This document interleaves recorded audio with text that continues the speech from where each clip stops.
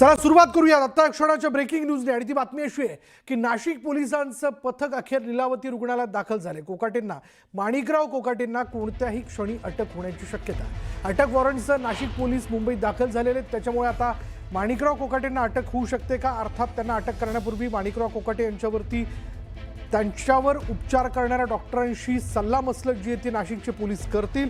कारण माणिकराव कोकाटेंवरती काल दुपारपासून त्यांना उच्च रक्तदाबाचा त्रास होतोय, म्हणून उपचार केले जात आहेत। त्यांची प्रकृती नेमकी कशी आहे याबद्दलची माहिती त्यांच्याकडनं घेतली जाईल, डॉक्टरांकडनं घेतली जाईल आणि मग पुढचा निर्णय होऊ शकतो। यामध्ये 2-3 महत्त्वाचे पर्याय, एक तर त्यांना हाऊस अरेस्ट सारखं हॉस्पिटल अरेस्टमध्ये ठेवलं जाऊ शकतं, किंवा यामध्ये तांत्रिक बाबी जर लक्षात घेता सरकारी डॉक्टरांचा सल्ला त्यांच्या प्रकृतीबाबत घ्यायचा असेल तर त्यांना मुंबईतल्याच जे रुग्णालयात हलवलं जाऊ शकतं, किंवा जर त्यांना प्रवास करत नाशिकला न्यायची मुभा असेल तर नाशिकच्या घाटी रुग्णालयात देखील त्यांना ॲडमिट करून त्यांच्यावर उपचार केले जाऊ शकतात। पण आता तुर्तास हे कळतंय की नाशिक पोलिसांचं पथक हे मुंबईतल्या लीलावती रुग्णालयात दाखल झालं। त्यापूर्वी लीलावती रुग्णालयात जाण्याच्या अगोदर त्याने वांद्रे पोलीस स्टेशनमध्ये, कारण लीलावती रुग्णालय हे वांद्रे पोलीस स्टेशनच्या परिक्षेत्रात येतं, त्यामुळे तिथे जाऊन स्टेशन डायरीमध्ये त्याबद्दलची नोंद केली, कागदपत्रांची पूर्तता केली। लीलावती रुग्णालयात नाशिक पोलिसांचं पथक जे ते दाखल झालं आणि आता अर्थात ते डॉक्टरांशी सल्लामसलत करत असणार आणि त्यानंतर पुढली कार्यवाही जी आहे ती केली जाईल।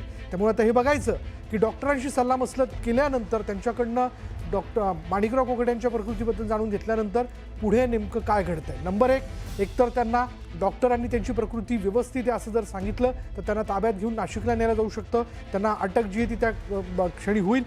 दुसरा मुद्दा, त्यांची प्रकृती ठीक नाही असं सांगितल्यानंतर एकतर त्यांना इथेच हॉस्पिटल अरेस्टमध्ये ठेवलं जाऊ शकतं।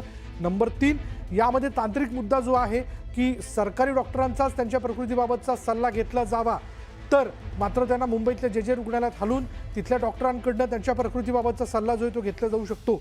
अधिक माहिती आपण जाणून घेणार आहोत। आमचे प्रतिनिधी संकेत वरक आता क्षणाला आपल्याबरोबर आहेत। संकेत, नाशिक पोलिसांचं पथक लीलावती हॉस्पिटलमध्ये येऊन आता साधारण अर्धा तास होत आलेला आहे, काय घडामोडी घडत आहेत?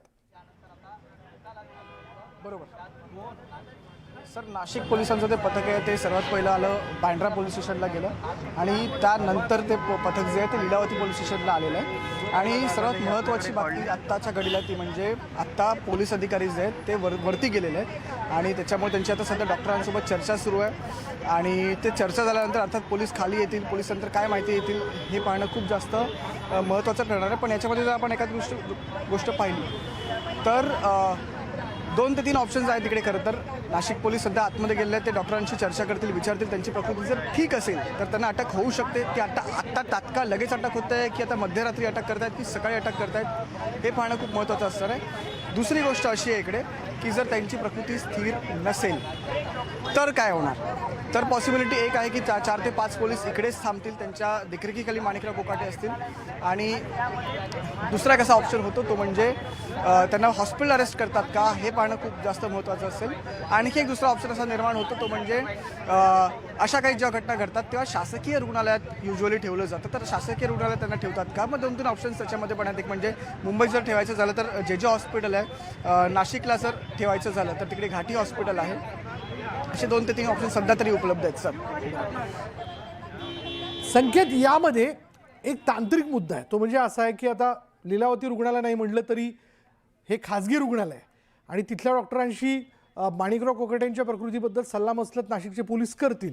पण जर सरकारी हॉस्पिटलमधल्याच डॉक्टरांच्या त्यांच्या प्रकृतीबद्दलचा सल्ला घ्यायचं ठरलं तर त्यांना मुंबईच्या जे रुग्णालयात हलवलं जाऊ शकतं का?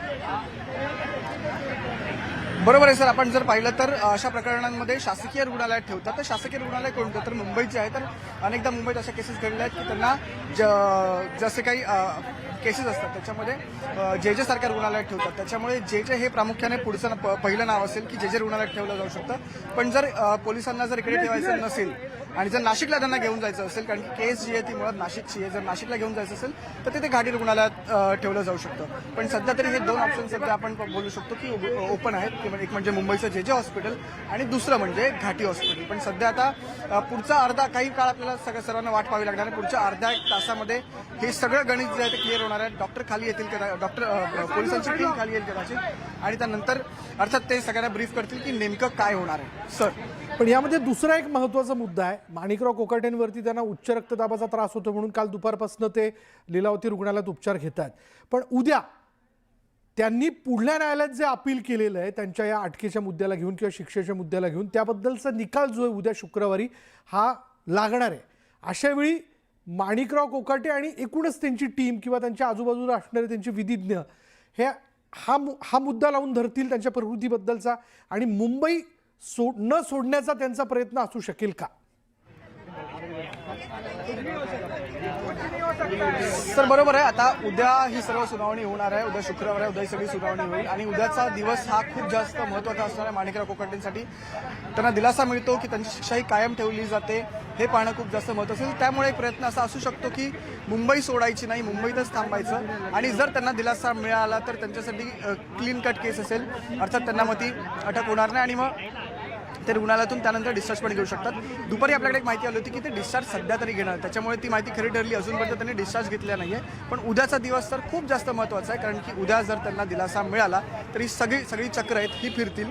पण अर्थात जर तो निर्णय जर माणिकराव कोकाटेंच्या तो विरोधात गेला तर काय होतं हे खूप जास्त पाहणं महत्त्वाचं ठरणार आहे. विशाल सर. ॲडव्होकेट अनिकेत निकम उद्या माणिकराव कोकाटेंची बाजू न्यायालयामध्ये मांडणार आहेत. अशावेळी आता जेव्हा नाशिकचं पोलिसांचं पथक हॉस्पिटलमध्ये पोहोचलेलं आहे याबद्दल काही कळू शकलंय का की माणिकराव कोकाटे यांच्या परिवारातले कोण लोक तिथे उपस्थित आहेत? काही त्यांची वकिलांची टीम तिथे उपस्थित आहे का? बरोबर सर. काही वेळापूर्वी जेव्हा नाशिक पोलीस जेव्हा आता काही अर्धा तासापूर्वी जेव्हा लीलावतीमध्ये आले त्यांच्या पाठोपाठ 5 ते 7 मिनिटांनी वकिलांची टीम सुद्धा आलेली आहे आणि आपण जर पाहिलं तर संध्याकाळच्या वेळेला माणिकराव कोकाटे यांचे जावई सुद्धा इथे आलेले आहेत. ते ज्या गाडीतून आले ती गाडी काही काळापर्यंत इथेच होती आणि एक अर्ध्या पाऊण तासापूर्वी ती गाडी लीलावती रुग्णालयातून बाहेर पडली. फक्त गाडीमध्ये ड्रायव्हर होते, आत कोणी नव्हतं. त्याच्यामुळे माणिकराव कोकाटे यांचे जावई जे संध्याकाळी आले होते ते अजून सुद्धा हॉस्पिटलमध्येच आहेत. त्या व्यतिरिक्त जर आपण पाहिलं की आपल्याला असं वाटलं तर कोण नेते येतात ते आता आजारी आहेत, त्यांना हाय बीपीचा त्रास होतो. एक नेता जेव्हा आजारी असतो तेव्हा अनेक नेते आपण पाहतो त्यांना भेटायला येतात. मध्यंतरी याच हॉस्पिटलमध्ये उदय सामंत सुद्धा ॲडमिट होते, यवतमाळचे एक आमदार सुद्धा ॲडमिट होते, एकनाथ शिंदे त्यांना भेटायला आले होते. पण आता गेले 1.5 दिवस गेले काही तास माणिकराव कोकाटेकडे रुग्णालयामध्ये ॲडमिट आहेत. पण नेते मंडळींपैकी सध्या तरी त्यांना भेटायला असं कोणी आलेलं नाही आहे.